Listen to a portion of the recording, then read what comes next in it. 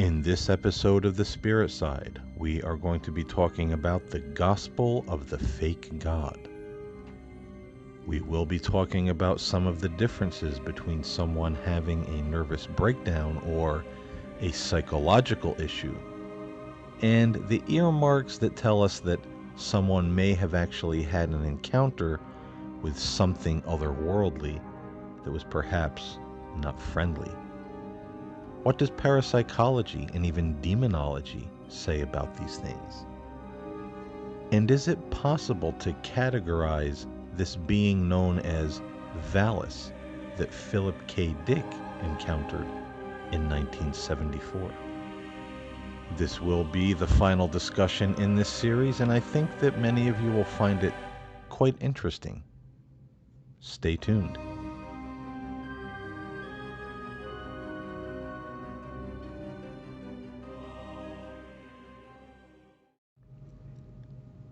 Greetings, everyone, and welcome to The Spirit Side. I'm Paul James Caden, and today on the show we are going to be talking about the gospel of the fake God. Now, that sounds like a dark and scary topic, but really not so much. You know, we've been talking this week about Philip K. Dick, about his alleged encounter with a being he called Valis.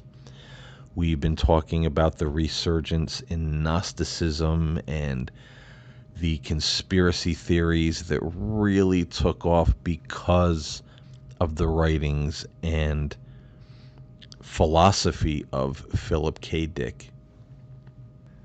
We talked about the various ideas. You know, did Philip K. Dick encounter some deceptive dark entity, or did he just have some kind of psychological break? What caused all this in his life to begin to go out and talk about the things he spoke about? And if I'm not mistaken, Philip K. Dick had some very,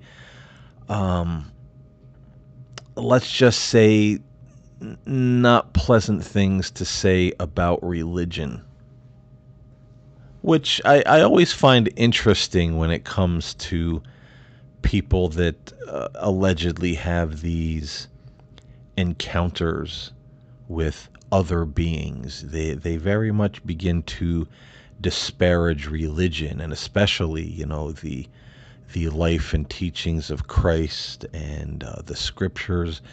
And, you know, we all know, and we've talked about it on enough of my shows, that yes, the hand of man is very much present in our Bible as we have it today.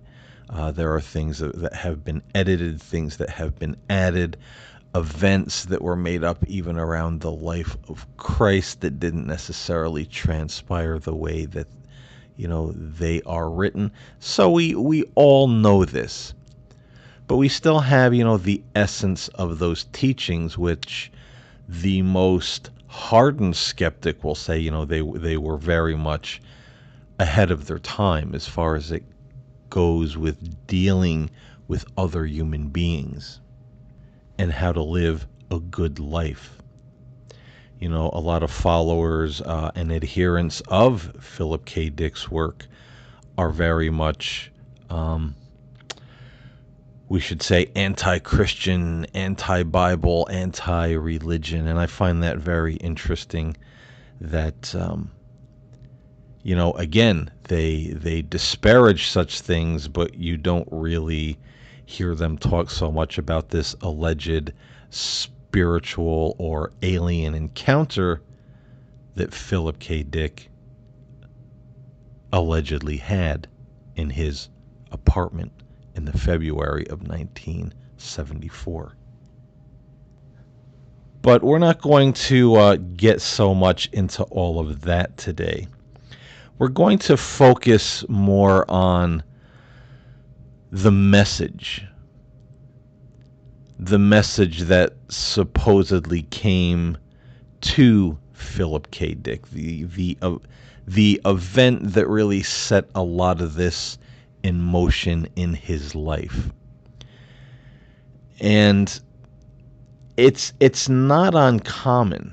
This is the thing that people need to understand, and I've had a few people over on the YouTube platform, comment and, try to start arguments. Oh, you backwood Bible people, and, Philip K. Dick was right about religion and blah, blah, blah. But yet, they never address this alleged encounter that he had that started all of this. So you're going to poo-poo, one religion and call it pie in the sky, call it backward, but then we're going to believe this message that supposedly came to a science fiction writer in his living room from a, air quotes, alien presence. So that's just very bizarre to me. But, the thing of it is, as far as that alien presence goes, and now we don't know. We have to be logical about this. I'm a very spiritual person, but I don't like to give in to superstitions and fanaticism. I like to talk about possibilities, and that's why I always tell people that try to, especially on the YouTube platform, corner me on something. I said, oh, you believe this? Well, not necessarily. I'm talking about the possibility.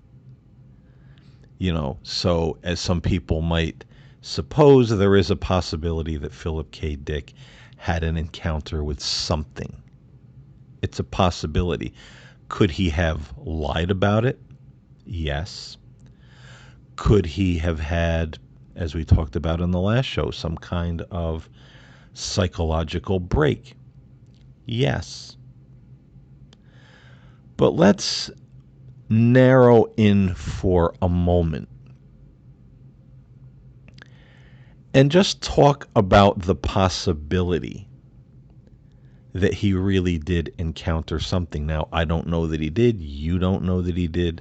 Nobody really knows.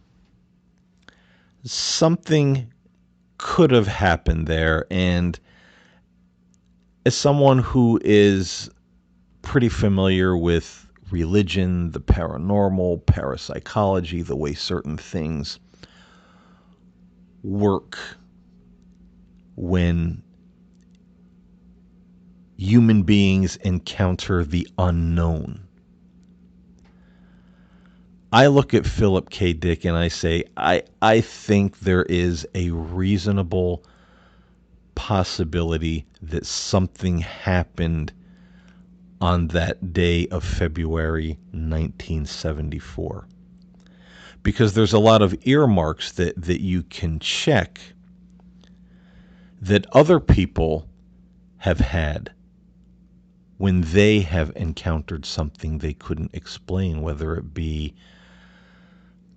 some would call it a spirit, some would call it an alien entity. But there are certain things that these encounters generally have in common. And now we're going to look at this from more of the parapsychology perspective for a moment. But you could also look at this from the religious perspective, because of a lot of people who are trained in the art of ancient exorcism or demonology could also verify that this is the case.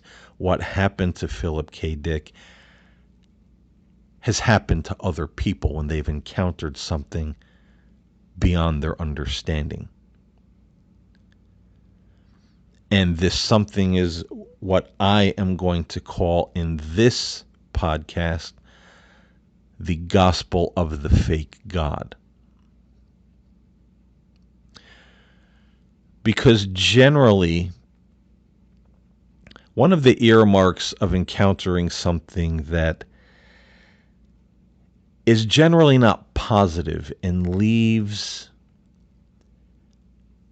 a dark fingerprint on someone's life after they encounter it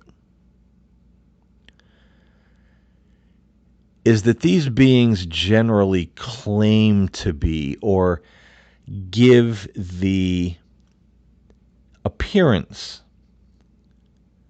of being all powerful in some way. I control you. I know the future.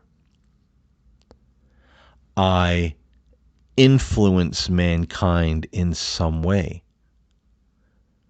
I am the Spirit of Christ. I am God. I'm an angel. These are generally the claims that these entities will make or give the impression of to the person they are appearing to.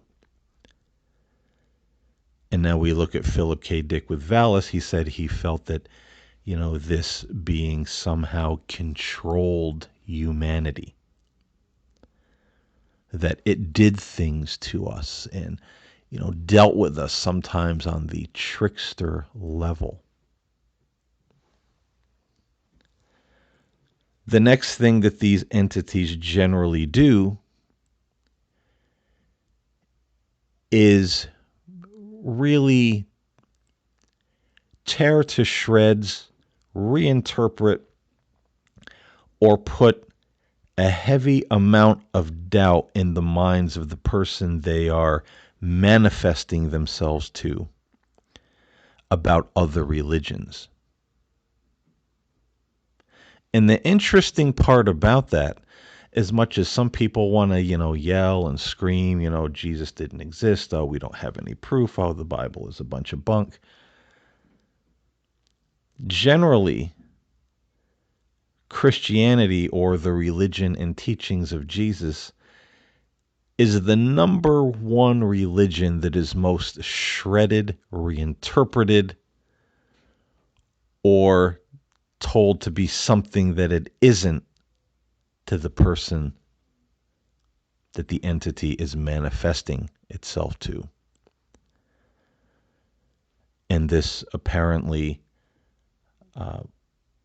was something that happened to Philip K. Dick because, he had a lot of strange things to say about religion afterwards.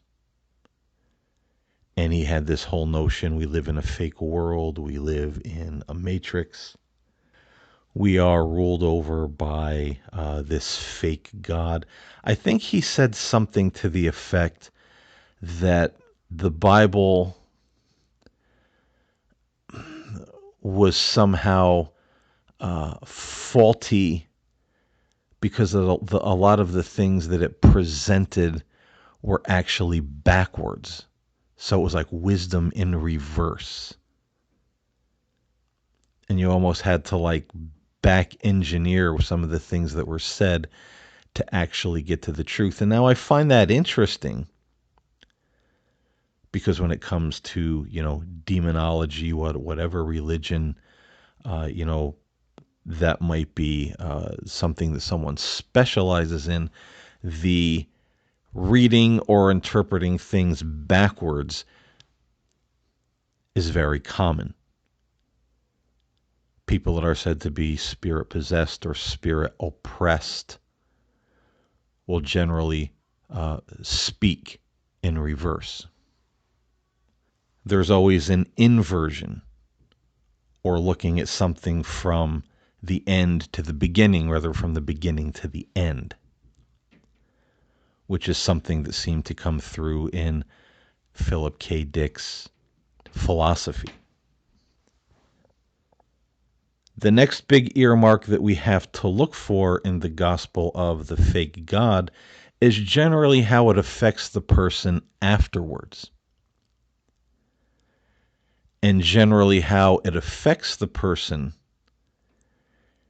is it leaves them with a great amount of stress, anxiety, worry, and generally obsession over one thing or another.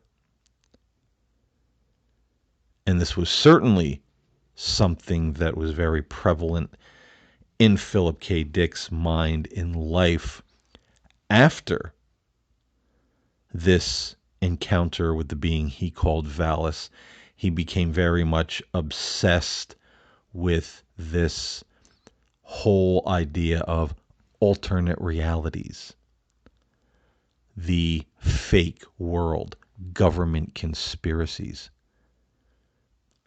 It is said that by the time he died in 1982, he was completely obsessed with these conspiracies.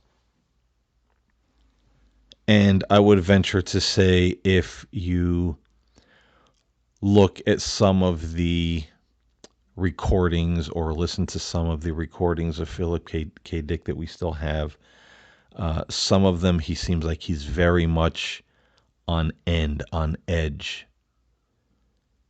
He's nervous. He's jittery. There's something not at peace within him. So these are generally, when you're looking at it from the aspect of paranormal research or even religion in the form of, demonology, these are generally the signs that accompany the visitation of something, whether it be alien, whether it be entity. We don't necessarily know where these intelligences come from sometimes, but generally we say that they are dark, they are evil, they don't have our best interest or welfare at heart. It was a negative entity or intelligence if you can check most or all of these boxes. And with Philip K. Dick, we can. The gospel of the fake God certainly seems to be very much intact. I also find it interesting that this whole Gnostic idea of the Matrix, this world created by the fake evil God, and this is a soul farm, or whatever the case might be.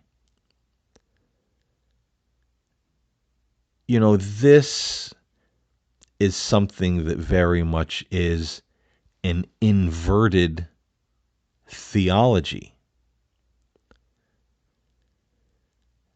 Now, when you talk about the Gnostics, the original movement, there was no early apostle of Christ who was a Gnostic. There were no students of those men who were Gnostic. So as faulty as, the Catholic Church, and the big religion and all that, starting to come about was, we couldn't find anybody up to that time who tried to follow the teachings and succession of the apostles and their teachings that were of the Gnostic tradition. The Gnostics were basically a sect and were looked at as being kind of strange. We would say today they were a cult, maybe a bit occultic. And of course, they were said to be heretics and all of that kind of thing. But they definitely had a very inverted theology because it flipped everything on its head. People up into that particular time believed there was a God. God created the heavens and the earth. All that he made was good. We live on this earth. We enjoy nature. The mystics of old, no matter if they were Christians or other religions, they contemplated nature. They would look at the mountains and the trees and the sky and the birds and the insects, and they would contemplate nature, and then they would begin to see characteristics or the personality of the divine. in the creation. So as many mystics of old said, we could know something about the creator from his creation. So nature was always looked at as being a very beautiful and sacred thing, even though we as fallible human beings, have a way of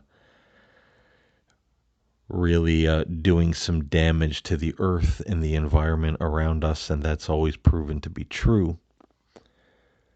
But Gnosticism comes along and says, no, the God who created this earth is evil, it's fake. This earth is not a thing of beauty, it's a prison. Our souls are imprisoned here, and we have to go through certain steps to escape this prison. And in the end, all of this is going to be destroyed. All of this is going to burn. So think about that inversion of philosophy and theology when it comes to Gnosticism.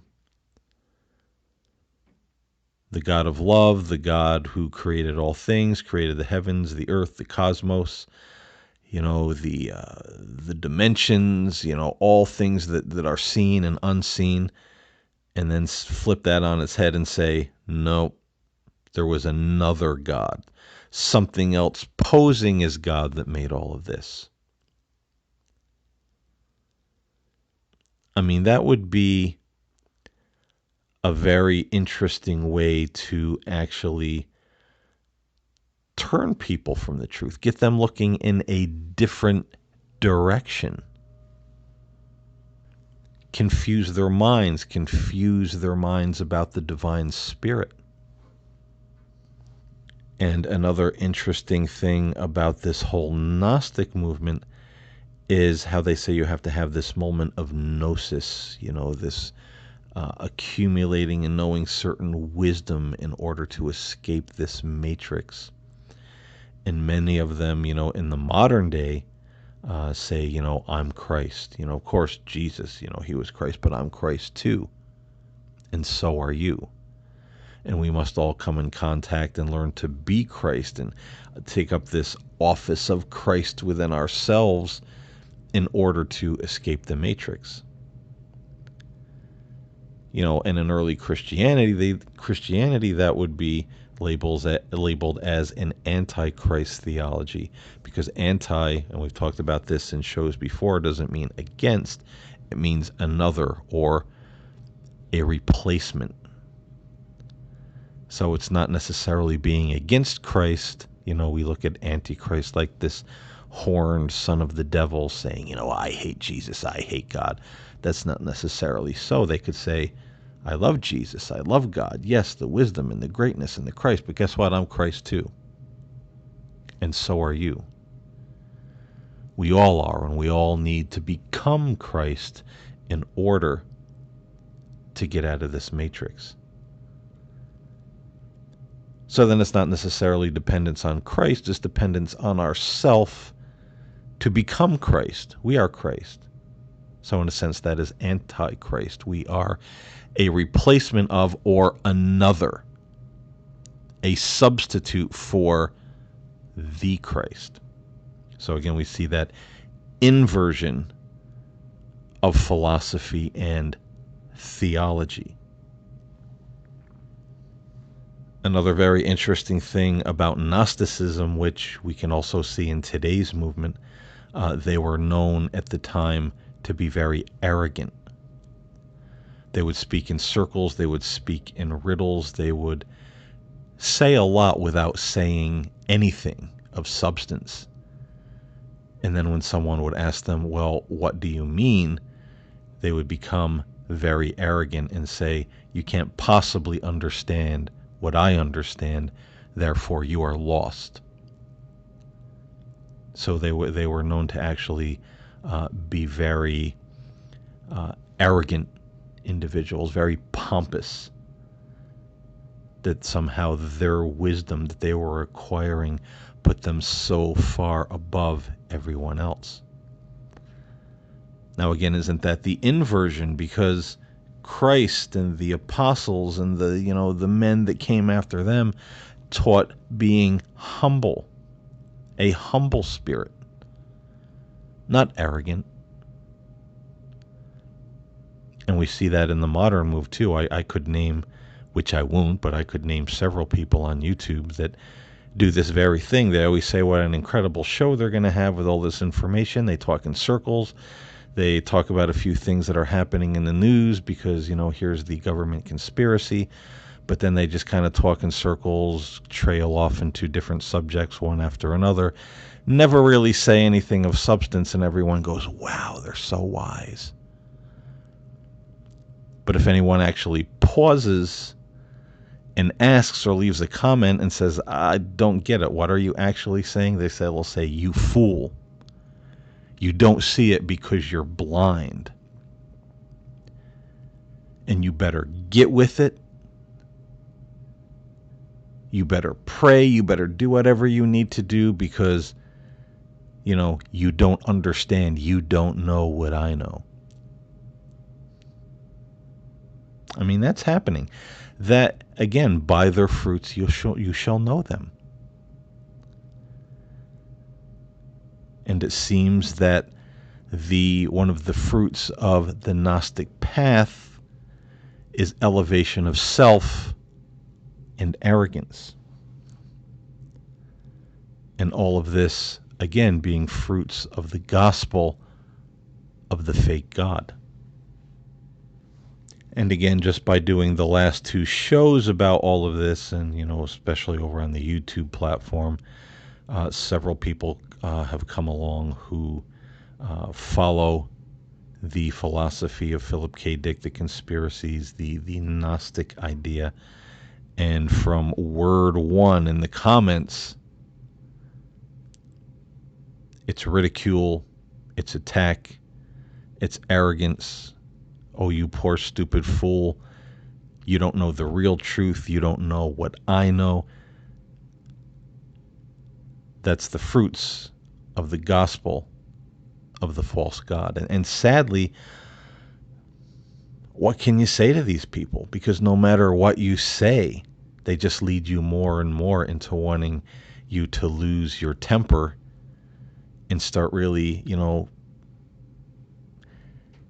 trying to kick the weak legs out from under the stool they're sitting on, but you don't want to do that because you don't, it becomes this cycle where you're like, man, you could really kind of like take this person apart with what they're saying, but then you don't, because A, you don't want to blast somebody, and B, even if you try to put it diplomatically and list things, very intelligently, they don't read it. Or they will read one or two sentences and continue with, the vitriol, and it's just one of the fruits of the gospel of the fake God. And one could say also, if we look at this from, the parapsychology, paranormal aspect, the religious aspect, even if we now look at it briefly from the psychological aspect. This is obviously a teaching because let's face it, religion, our faith, our beliefs, our concept of God and who God is, what God's characteristics, traits, and personality might be, affects who we are when we step into a belief system. So if we have been taught and if we have experienced in our lives what we feel is a God of love and peace and forgiveness and goodness and joy, then that seems to be what our personal disposition and personality will be. But if our God is a man of war, if he's wrathful, if he's angry, if he's judgmental, if he's prejudiced, then we are too. So we could also look at this in the psychological aspect. that the psychological, never mind the spiritual fruits, but the psychological fruits of Gnosticism and the philosophy of Philip K. Dick generally affects a person psychologically with arrogance, paranoia, criticism, denial of certain facts, even if it is right in front of them, it doesn't matter. What matters is what I think I know because so and so told me this is what I need to know. So even psychologically, we see that this is a very unhealthy thing because I'm not saying, and I'm not saying everybody who reads the Nag Hammadi or studies Gnostic philosophy or considers themselves a Gnostic, I'm not saying every single one of them are arrogant and paranoid. I'm absolutely sure that's not the case. Just like you look at, Christians and Muslims and Jews and Hindus and, every religion you want to name, there are very good and humble people. And then there's the lunatics. Okay. But it always seems to be the lunatics that put themselves front and center in every religion. It's the lunatics that always want to be the cult leader, the pastor, the preacher, the leader, the savior, the guy that's looked up to, the one who's the master, the one who's the guru. And these people always seem to acquire quite a following, and they pass on that spiritual and psychological germ of arrogance, paranoia, whatever it is they're infected with, they infect others.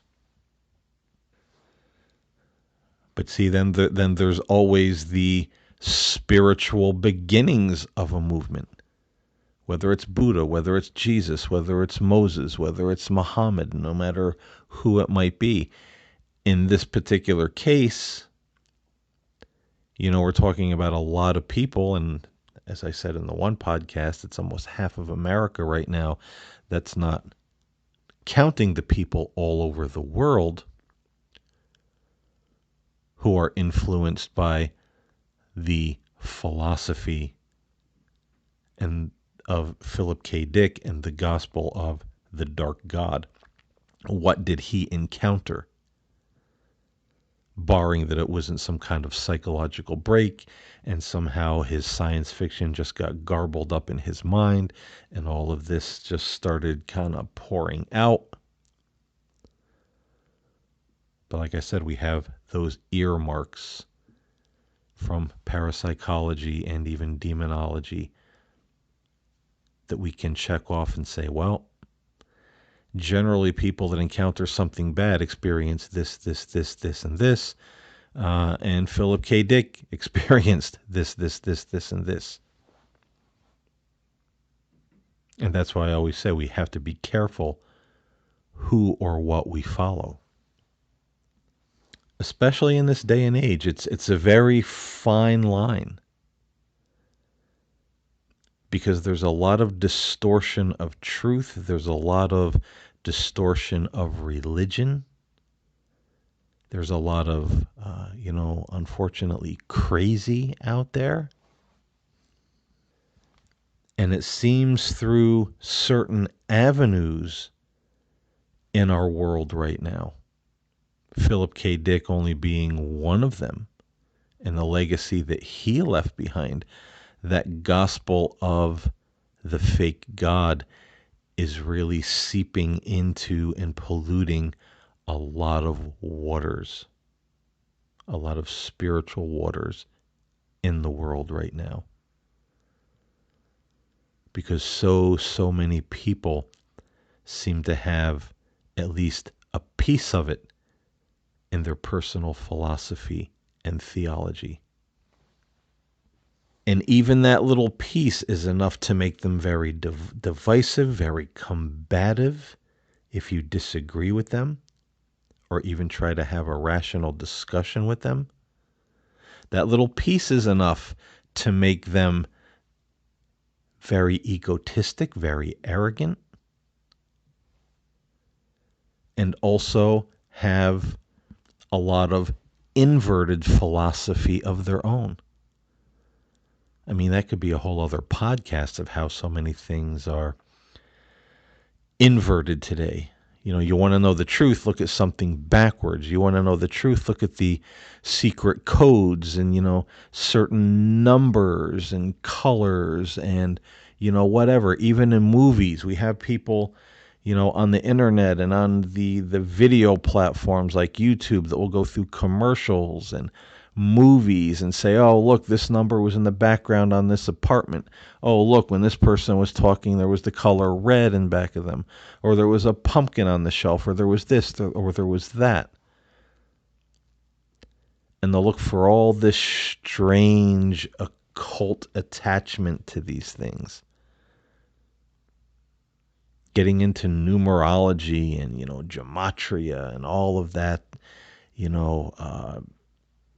kind of mystic, occultic sort of practices, looking for wisdom and truth in those things that they say they're spotting in news reports and movies and commercials and pictures and magazines. It gets very, very strange.